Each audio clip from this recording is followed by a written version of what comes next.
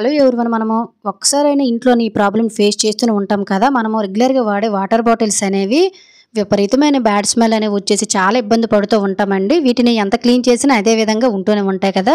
మనలో చాలామంది సర్ఫ్‌లు, షాంపూలు వేసి క్లీన్ చేసేస్తూ ఉంటారు. ఇందులో కెమికల్స్ ఉంటాయి. అస్సలు బాటిల్ కడగడానికి మనం సర్ఫ్‌లు గానీ, షాంపూలు గానీ యూజ్ చేయకూడదు. మరి స్మెల్ రాకుండా నీట్‌గా ఎలా క్లీన్ చేసుకొని మెయింటైన్ చేసుకోవాలనేదే తెలుసుకుందాము.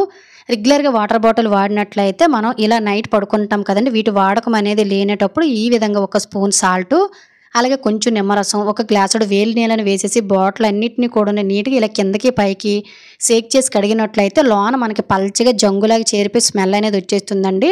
సాల్ట్ వేసాం కాబట్టి ఈ జంగు లాంటిది ఈ స్మెల్ పోవడానికి కూడాను అంతా పోతుందనమాట. అలాగే నిమ్మకాయ వల్ల బ్యాడ్ స్మెల్ అనేది క్లియర్ అయిపోతుందనమాట. తర్వాత బయట మీరు సోప్‌తో కడిగేసుకొని వాటర్ పోయేటట్టు చక్కగా ఇలా నీట్‌గా ఆరబెట్టిన తర్వాత బాటిల్ వాడినట్లయితే హెల్త్ ప్రాబ్లమ్స్ రావు. బ్యాడ్ స్మెల్ కూడా రాదు. ట్రై చేయండి.